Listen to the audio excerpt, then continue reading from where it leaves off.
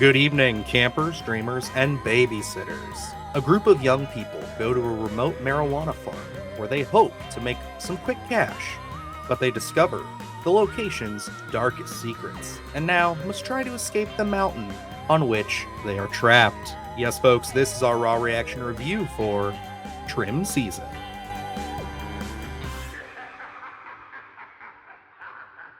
Well, Luke, we know in horror movies, particularly slashers, there's a few rules, things you don't do.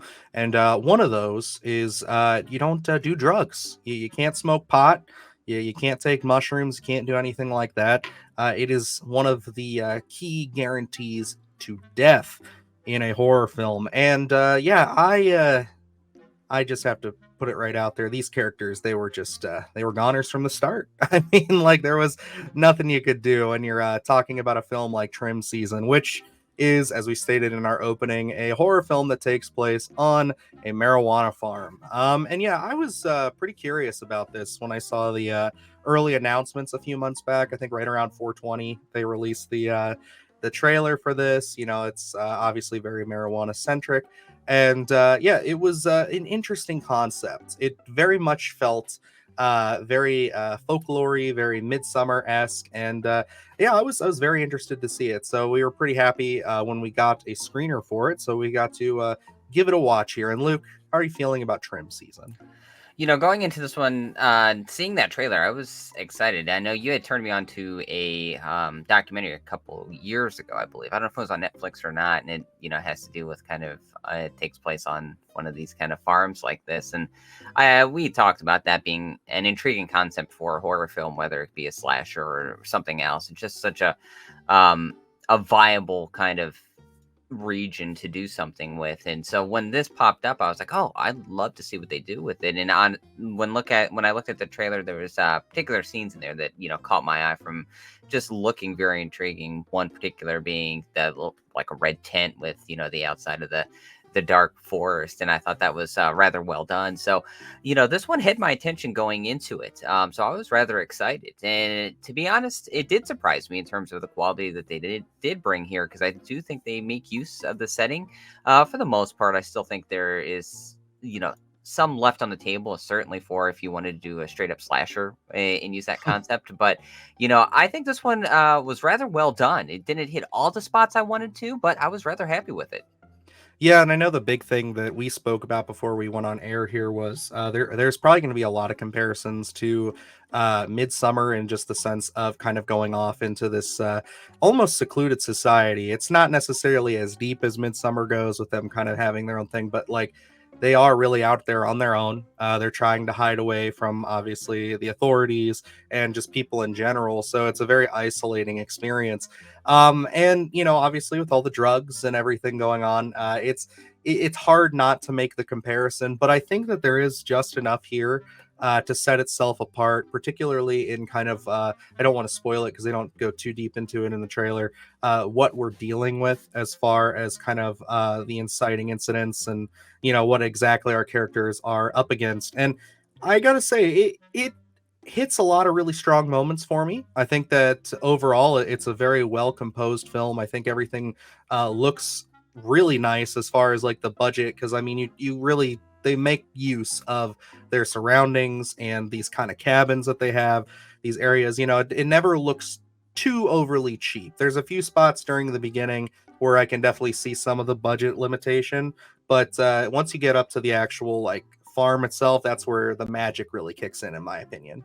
Yeah, it just feels like you're in another world. It's got this ethereal feel to it. Almost Mhm. feels like you're in a fairy tale with the way that it's shot. We talked about that in Cobweb, and I think this one kind of translates it over to that, especially during some of the way the dinner scenes are shot.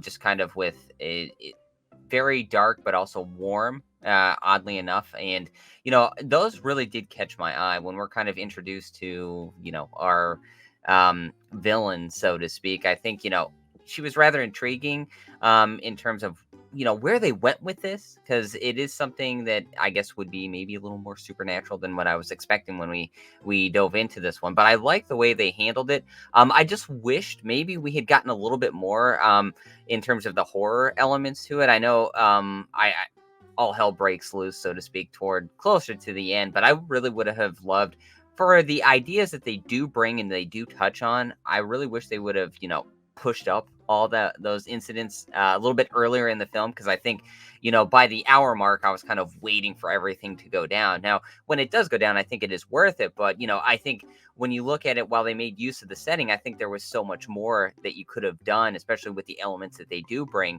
But when they do bring them, those supernatural forces, I found myself very captivated with it, especially toward the end with our group of friends and what they start doing. Again, I enjoyed what we got there, but I think they could have done much more. Yeah, and I think that the cast they assemble here too has a lot to do with some of the quality that I was found, especially with Bethlehem Million. She is a character in this film. Played Emma is her character, and one thing I will say that did get a little bit laughable to me, especially the early half of the film, is just how crappy her life just continues to get. Like, it just seems like every single instance of something being thrown in your face, it's being thrown in your face. And it was, obviously I understand there's got to be triggers there. You got to get the story moving, but like, it just felt a little bit like, okay, after, 2 incidents, it's like, okay, yeah, I think that's good. I think you're good. But no, they just kept abusing this poor girl, but she did a great job. I thought that she was awesome. Alexandra Essoe was also great as Julia. So, it's one of those things where it's like, I think that those two had great chemistry together. They felt very much like friends, longtime friends. And yeah, you really get a lot from them. But I think our surrounding cast that they end up going to this trimming cabin with are also really, really well done. There was another character here. I believe was it Harriet? Was that who it Yes. is? Yeah, Yes. hear it. Yep. Yeah, she's one of my favorites. And yeah, I mean, you see a little bit of what happens to her in the trailer, and it's one of my favorite scenes in this entire movie. It adds that creep factor, and the effects in that scene are top notch. And I think throughout the film, there's a lot of really great, not a ton of gore, but there's a lot of great gore moments. Yeah, I think, the moments with Harriet are some standout moments, especially as we're kind of, dipping our feet in the pool of what we're going to be getting a little bit later. So that scene, yes, it's in the trailer, but I still find it jarring when it does happen, because you're kind of anticipating, especially when you're in the setting and you know what's going to be going down. And yet, I think the relationship between Emma and Julia, I think Mhm. that friendship as a lens here, I think really works well, because it feels organic, it feels natural. One of my favorite scenes in here, where we have, other than Emma and Julia, we have, everyone else is just kind of there to trim. So we don't really know all of our other characters. They don't know each other. And they have this kind of round table where they're sitting down and trimming, and they're discussing their backgrounds and things like that. And it doesn't feel too expositional. It feels more conversational, which I really enjoyed, because you're getting just enough of these characters to latch onto them and know where they're coming from and how they're all going to meld together. So I really did enjoy that. And Harriet, what a fun character in terms of kind of being a little minor antagonistic friend in the group there, and kind of doing some things that get people in trouble, which I really enjoyed, because it's one of those things where you love to hate her, and then knowing what does happen, you still feel sorry for her, I think. So I love the interplay with the group of friends there, and they kind of bring that modern take to it without feeling, sometimes it feels forced when we're kind of adding words like sus and things like that into it to Yeah. strive to make it feel modern, but it didn't annoy me. Sometimes it's handled not well, but I think here it was just given, again, just enough to make it feel organic and not feel like they're trying too hard, and make you feel like you're part of the friend group. Yeah, I would say this film, on the whole, for me is definitely something that I would recommend this. I'm going to give this a recommend. I think that there's enough here, especially for people who are fans of, like I said, Midsummer. I can think of other films like The Lodge, maybe, and a little tiny bit. I know this is probably not in the way that you might shrug when I say this, but a little bit of Night House vibes in here with some of the sequences involving characters, especially towards the beginning, and a few of these other kind of maybe neon, or I wouldn't say it's up to that caliber of, like, going there, because like Luke said, they could have went a little further with some things, but it's like a neon or an A24 light in a lot of sense. So if you're Yes. that audience, I think that you will really enjoy this. This is definitely worth a watch. I give it a recommend as our rating, but I would say worth a watch to anybody who's curious and who is kind of into these, again, folklore kind of, psychedelic body horrors type sort of films. There's a little bit of everything in here. And I really think that the director here, Ariel Vida, did an excellent job, not only with, again, presentation, but just bringing us into a world that I was super curious about. I never lost interest in it. And we had really good characters throughout, really solid antagonists. And I was pretty much on board with this. It's not something that's blown me away. It's not something that'll probably end up on my top 10 of the year, but it's definitely something that I enjoyed watching and I had a fun time with. Yeah, and not being too familiar, or I don't know of too much material out there that takes place on one of these kind of growing farms, but I thought this was a great start to kind of make use of that setting. So I'm hoping what we get after this in terms of people being inspired or using this as a setting, I hope it follows suit with that, and maybe even goes a little bit farther, because like I said, I think they made great use of what they had.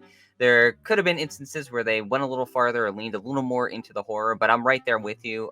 This is a recommend for me. It's a much smaller film. I think it hit VOD as well as it's in VOD select and theaters. some select theaters, yeah. So I would recommend if you have the time and this is playing near you, to go to the theater, check this one out. There are a couple scenes that I would love to see on the big screen in the theater, just from a standpoint of just how beautiful I thought they were and how well composed they are, and some of the camera work in here really did it for me.